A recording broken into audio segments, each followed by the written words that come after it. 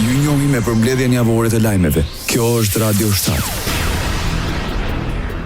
Kryeministri i Shqipërisë konfirmon mbështetjen për prokurorinë speciale. Në komunikimin e tij të përditshëm në rrjetin social, Edi Rama kujtoi se publikisht ka shprehur solidaritetin edhe për kreun e SPAK Altin Domani. Kryeministri tha se në kohën kur qeverisë e Berisha shpatën e ndëshkimit e mbante ai, ndryshe nga sot kur pushtetet janë të ndara. Se Altin Domani, për cilin kam shumë respekt për hir të vërtetës, cilit ja kam shprehur publikisht solidaritetin kundër të gjithë qeverisë që i turret për ta vënë në presion, ka qenë aty prokuror i Republikës Shqipërisë, edhe ata të tjerët janë sot SPAK, aty kanë qenë. Por nuk kanë pasur fuqinë që kanë sot, sepse shpatën e ndëshkimit e mbante kush rrinte në këtë zyrë, më zot. Kryeministri u ndalë tek roli i Partisë Socialiste dhe kësaj shumice qeverisë në realizimin e reformës në drejtësi. Unë dhe skuadra ime vendosëm diçka që nuk ka bërë askush më parë. Vendosëm t'i dorëzojmë drejtësisë shpatën e ndëshkimit. Shpata e ndëshkimit ka qenë historikisht në duart e pushtetit politik, që e ka përdorur për të bërë edhe në thonjza drejtësi, duke goditur kë ka pasur oreks të godas dhe duke mbrojtur me shpatë kë ka dashur të mbrojë. Pas paraqitjes në SPAK, Sali Berisha premtoi sërish se pas zgjedhjeve nuk do të ketë prokurori politike. Pasi firmosi letrën e paraqitjes në organin e akuzës, kryetari i Partisë Demokratike ndau një detaj nga firma e tij në procesverbalin e pranisë, duke e konsideruar si një tjetër shembull të kontrollit politik mbi drejtësinë. Largimi nga skapi i të gjithë atyre që kanë lidhje me krimin dhe që janë të evidentuar tashmë, janë njihen. Kto janë? Ai sqaroi se kishte bërë një fletë të veçantë ku la një mesazh të drejtë për qeverinë. Vlera e pronave të konfiskuara të krimit të organizuar dhe korrupsionit sipas vendimeve të gjykatës posaçme të apelit në Tiranë për vitin 2022-2024 llogaritet në rreth 7.3 milion euro. Agjencia e Administrimit të Pasurive të Sekuestruara dhe Konfiskuara ka publikuar për herë të parë një katalog me pasuritë e konfiskuara në 16 qytete të Shqipërisë. Ky katalog përmban një listë detajuar të pasurive të konfiskuara me vendim gjykate të formës së prerë, duke përfshirë informacion të plot mbi llojin, vendodhjen dhe statusin aktual të tyre. Pasuritë e konfiskuara bazuar në vendimet e gjykatës posaçme të apelit kundër korrupsionit dhe krimit të organizuar kanë kaluar në favor të shtetit. Në Tiranë, pasuritë e konfiskuara janë në bazë të vendimeve të gjykatës së posaçme të apelit. Pasuritë e tjera të paluajshme të konfiskuara gjenden në Durrës, Shijak, Kavaj, Lushnjë, Fier, Vlorë, Sarand, Gjirokastër, Berat, Kuçov, Poliçan, Elbasan, Rrëshen, Lezhë, Shkodër dhe Peshkopi. Gjykata e posaçme në Shqipëri rrezon kërkesën e Erion Veliait për kthimin e telefonit të sekuestruar në momentin e arrestimit. Kryebashkiaku i Tiranës pretendon se telefoni i tij është sekuestruar në mënyrë të palishme në momentin që u arrestua në zyrën e tij si kryetari i bashkisë më të madhe në vend. Erion Veliait u drejtua me ankesa dhe zyrës së Inspektoratit të Lartë të Drejtësisë dhe Këshillit të Lartë të Prokurorisë duke kërkuar pezullimin nga detyrat të prokurorit të çështjes Olsi Dado. Veliait kërkon pezullimin e Dados me pretendimin se ai po heton çështjen e tij në kushtet e konfliktit të interesit, për shkak se sipas Veliait kishte kërkuar një leje ndërtimi dhe kur i ishte refuzuar një kërkesë për katë shtesë e kishte kërcënuar dhe shantazhuar. Ekonomi. Kryeministri Edi Rama përfaqësoi Shqipërinë në panairin e turizmit që mbahet në Berlin. Për këtë vit Shqipëria është në vendin e nderit për shkak të rritjes më të madhe si destinacion turistik. Duke u ndalur në shifra, kreu i qeverisë kujtoi në konferencë 11 milion vizitorë të huaj që erdhën në Shqipëri në vitin që lan pas. Duke theksuar se Shqipëria është vendi që ka pasur rritjen më të madhe si destinacion turistik në botë, kryeministri tha se ka pasur dhe rritje të turistëve gjerman që kanë zgjedhur të vizitojnë vendin tonë. Shumë shpejt do të çelim një aeroport të ri dhe me qëra fjala do të menaxhohet nga aeroporti i Munichut. Kështu që besojmë fort që ka hapësirë për më shumë, sepse aeroporti i kryeqytetit është ai që ka rritjen më të shpejtë në Europë. Por është i mbi populluar tani më. Imagjinoni 11 milion ustar në një vend me 2.5 milion banor. Është një shifër e jashtëzakonshme. Kryeministri u ndalë tek roli i shqiptarëve në ndihmë të ebrejve gjatë luftës së dytë botërore si pjesë e trashëgimisë kombëtare. Të gjithë duhet ta dinë se ne Shqipëria ishim i vetmi vend në Europë pas luftës së dytë botërore që kishte më shumë hebrej se sa përpara saj. Dhe kemi një bilanc teje të pastër, pa as një hebre që i është dorëzuar naziste, dhe kjo është diçka e pranuar dhe nga shteti i Izraelit. Organizata më e madhe botërore e turizmit rendit Shqipërinë në vendin e parë si destinacioni me rritjen më të madhe të numrit të turistëve për vitin 2024. Shqipëria ka një rritje të numrit të turistëve për vitin 2024 me 80%, duke lënë pas Arabinë Saudite me 69% dhe Kolumbinë me 37%. Teksa publikoi statistikat, kryeministri Edi Rama e quajti këtë një zhvillim të paimagjinueshëm deri disa vite më parë. Këtë vit Shqipëria është vendi i nderit në panairin global të turizmit në Berlin, që është panairi më i madh në botë. Shqipëria pritet që këtë vit të tërheqë edhe 100.000 turistë gjerman më shumë në krahasim me një vit më parë. Gjatë takimit në Berlin në kuadër panairit të turizmit, kryeministri i Shqipërisë Edi Rama foli për angazhimin e qeverisë së tij për të përqendruar në rritjen e numrit të turistëve në Shqipëri. Pastaj vera e vjetshme na ka çliruar shumë, kanë ardhur shumë nga këta pararojat e vëzhgimit për të parë dhe arritëm në afro 400.000 turistë gjerman. Dhe këtë vit synojmë që të kapërcejmë gjysmë milionshin të paktën në turistë gjerman. Për kryeministrin kjo do të përkthehet në ekonomi më të lartë për bizneset. Po turistë gjerman janë vërtet një lloj testi shumë domethënës, sepse janë të ngadalë në marrjen e vendimit përpara se të hyjnë në një vend, pastaj janë komplet pushtues.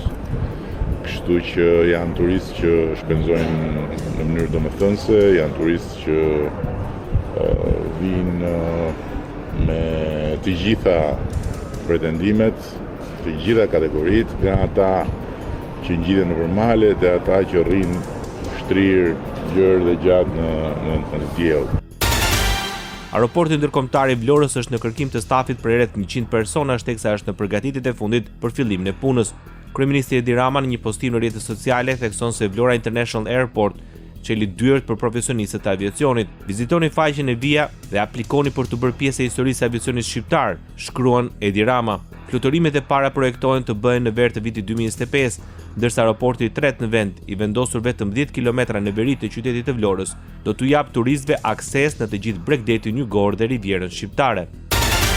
Duke nisur nga data 2 prill, Shqipëria dhe Izraeli do të lidhen direkt mes fluturimeve të ndërsjellta. Zëvendës kryeministri dhe njëherësh ministri i infrastrukturës dhe energjisë Belinda Balluku u shpreh se kjo linjë direkte fluturimi zgjeron mundësitë e bashkëpunimit mes dy vendeve që historia i ka lidhur ngushtë prej kohësh.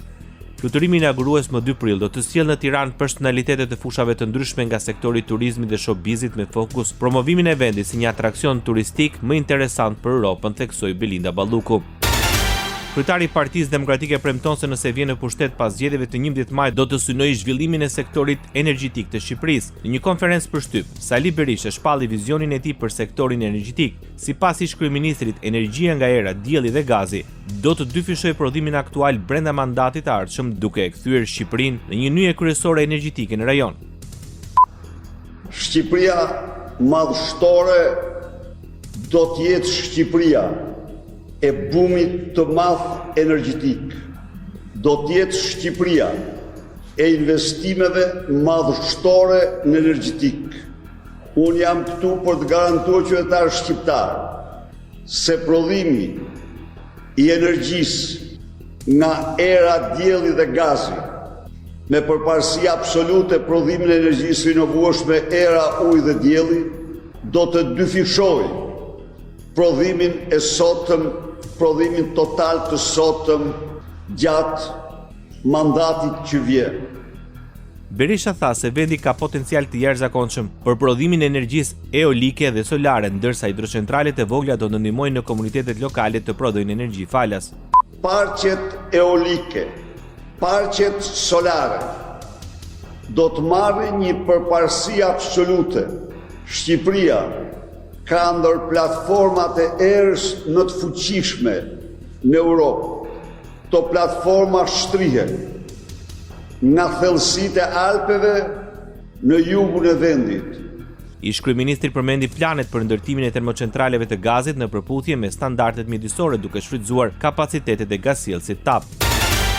Muaj i shkurtër shënoi fillimin e aplikimit të çmimit të ri të energjisë elektrike për abonentët familjarë ndarë në dy kategori, 8.5 lekë për kilovat për abonentët që konsumojnë deri në 800 kW dhe 9.5 lekë për gjithë ata që i kalojnë këtë shifër. Lexuesi i matësit të energjisë elektrike ka një rol të rëndësishëm në të gjithë këtë proces. Zëvendës kryeministra e njëherësh ministre e infrastrukturës dhe energjisë Belinda Balluku, e shoqëruar nga administratori i OSHE-s Enea Karakaçi dhe ai i OSHE-s Bledian Dalipi, inspektojnë në terren një pjesë të punës që po bëhet nga lexuesit e matësit të energjisë për t'u ofruar qytetarëve një faturim të drejtë. I gjithë procesi i leximit të matësit të energjisë duhet të përmbyllet brenda 8 ditëve, duke llogaritur afatin kalendarik 30 ditë për çdo abonent.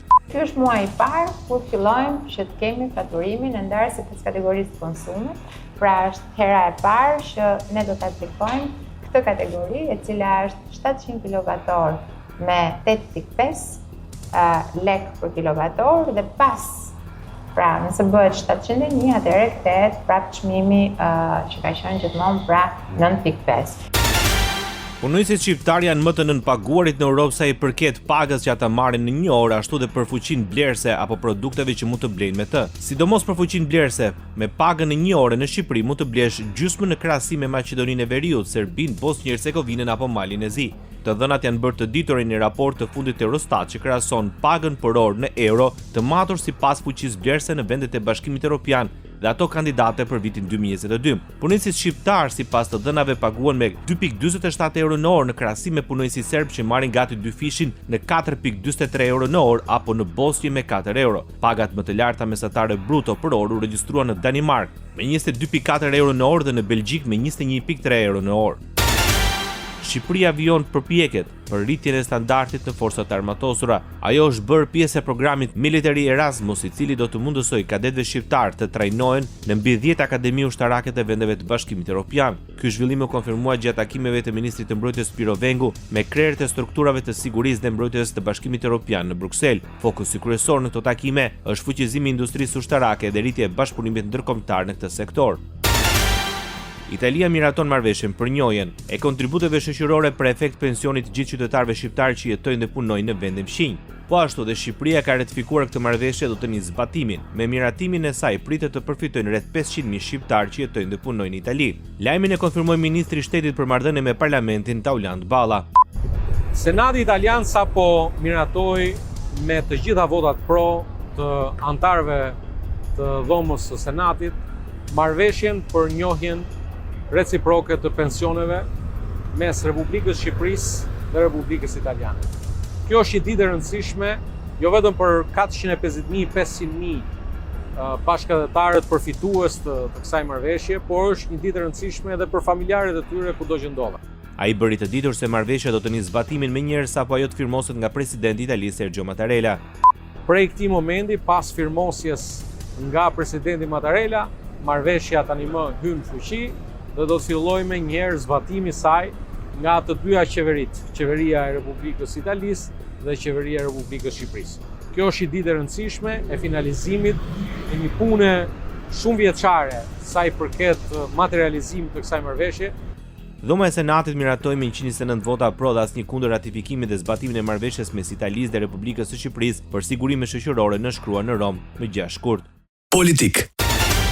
Komisioni Qendror i Zgjedhjeve paralajmëron se data 9 mars është afati i fundit për shpalljen e listave paraprake për zgjedhjet e 11 majit. Komisioneri shtetëror i zgjedhjeve Lirian Celibashi reagoi në lidhje me kërkesën e Partisë Demokratike për shtyrjen e afatit për regjistrimin e diasporës për të mos përfunduar më 4 mars. Celibashi sqaroi se 9 marsi është një datë përtesë së cilës nuk mund të shkojmë dot sepse është përcaktuar nga ligji që në datën 9 mars KQZ të shpall listën paraprake dhe ky është një afat i përcaktuar, deklaroi kreu i Komisionit Qendror të Zgjedhjeve. Celibashi bëri të ditur se i ka propozuar dy partive politike që të paktën për zgjedhësit që kanë paraqitur kërkesën dhe ajo është refuzuar të shikohet mundësia që KQZ të kishte disa ditë më shumë në dispozicion për të asistuar një proces të riaplikimit të tyre pasi do të ishte në dobi të procesit. Kushtet ku nuk kanë konsensus për ta shtyrë afatin për 3 ditë apo për 4 ditë, për të gjithë, të paktën për 42.000 votues të cilët e kanë krijuar një llogari, kanë depozituar dokumentacion në PER, ne sikur vetëm këtë mas që mendoj që është e pamundur dhe këtë numër ta kontaktojmë në mënyrë direkte gjithë secilin prej tyre, po sikur këtë masë të votuesve nga jashtë ne ta akomodojmë nëpërmjet asistimit të riaplikimit. Opozita drejtuar nga Partia Demokratike rreshtohet një koalicion për 26 partish. Ajo ka depozituar në limitet e skatimit të afatit të vendosur nga Komisioni Qendror i Zgjedhjeve kërkesën për të regjistruar si koalicion zgjedhor për zgjedhjet parlamentare të 11 majit. Emri i koalicionit do të jetë Partia Demokratike Aleanca për Shqipërinë Madhështore me shkronja nisore PD-ASHM. Në koalicionet përfshira gjysma e partive që do të marrin pjesë në zgjedhjet e 11 majit. Koalicioni përmban 26 parti dhe drejtuesi i saj do të jetë Sali Berisha. Numri përkatës i kandidatëve që do të propozojë çdo parti pjesë e koalicionit do të specifikohet në momentin e depozitimit të listës shumë emërore të kandidatëve, sipas formatit të fletës së votimit të përcaktuar nga KQZ në këto zgjedhje. Krahas koalicionit Partia Demokratike Aleanca për Shqipërinë Madhështore janë krijuar edhe koalicione të tjera parazgjedhore opozitare. Partia Djathtas 1912 me kryetar Rezart Kthupin, pjesë të cilit është edhe Nkeleta Libiej, edhe Lëvizja për Zhvillim Kombëtar me kryetar Dashamir Shein, njoftuan zyrtarisht do të shkojnë si koalicion për zgjedhjet e 11 majit. Ata kërkojnë të regjistrohen si Djathtas për Zhvillim, ndërsa shkronjat nisore të koalicionit do të jenë DZH. Krahas saj, Lëvizja Shqipëria Bëhet dhe Nisma Thurje do të shkojnë si koalicion më zgjedhjet e 11 majit. Koalicioni quhet zyrtarisht Nisma Shqipëria Bëhet, ndërsa drejtuesi i saj do të jetë Adriatik Llapaj. Opozita shqiptare bë thirrje diasporës të shfrytëzojë çdo moment të mbetur për të regjistruar masivisht në votimet e 11 majit. Apeli erdhi nga kryetari i Partisë Demokratike Sali Berisha në një konferencë për shtyp. Berisha ftoi përfaqësuesit e endit rregullator të KQZ-s që të kundërshtojnë vendimin e Ramës dhe të bashkohen me opozitën për të mbrojtur të drejtën e mbi 500.000 shqiptarëve për të marrë pjesë në zgjedhje, duke theksuar se ata nuk duhet të kthehen në mercenar për të përjashtuar këtë grup të madh votuesish. Ajo që themi ne është të zgjatet gjelë minimumi me datën 9, afati me qenë se akti normativ u votua vetëm para 3 ditësh. Ne jemi që çdo njeri që ka aplikuar të njihet e drejta e votës, të sankcionohet, të mund t'i konfirmohet. Polonia konfirmon mbështetjen për antarësimin e Shqipërisë. Një konferencë për shtyp në Varshavë me kryetarin e Kuvendit të Shqipërisë, Elisa Spiropali, homologu polak, vlerësoi progresin e Shqipërisë në rrugën e bisedimeve me ritmin e hapjes së grup kapitujve për bisedimeve. Në konferencën e përbashkët për shtyp, Zymon Holonia është i mendimit se nuk ka zona gri në Europë dhe duhet të inkurajohen të gjitha vendet të bashkohen Unionit. Është një shenjë shumë e mirë që ju tashmë keni hapur grup kapitujt 1 dhe 6 dhe që jeni të gatshëm të hapni të gjithë grup kapitujt dhe që dëgjojmë që sundimi i ligjit, fuqizimi i tij, lufta ndaj korrupsionit, marrja përgjegjësive të përbashkëta, kur bëhet fjalë për sigurinë e përbashkët në rajon, janë prioritetet tuaja dhe shpresoj që ju të jeni të suksesshëm. Tha kryeparlamentari polak, ndërsa Spiropali vlerësoi rolin dhe mbështetjen që ka dhënë Polonia ndaj rrugtimit evropian të Shqipërisë dhe shprehu edhe një ambicien për t'u bashkuar Unionit brenda vitit 2030. Gjatë vitit 2025 synojmë të hapim, shpresojmë, 23 kapituj të tjerë të negociatave, pjesë e grup kapitujve 2, 3, 4 dhe të mbyllim kapitujt 1 dhe 2, të mbajmë 2 konferenca ndërqeveritare në mars dhe qershor gjatë presidencës polake. Ky është një plan ambicios, por totalisht i realizueshëm. U shpreh kryetaria e Parlamentit të Shqipërisë, Elisa Spiropali, gjatë vizitës zyrtare në Poloni. Ndoqët edicionin informativ të lajmeve në Radio 7, zëri pozitiv i qytetit.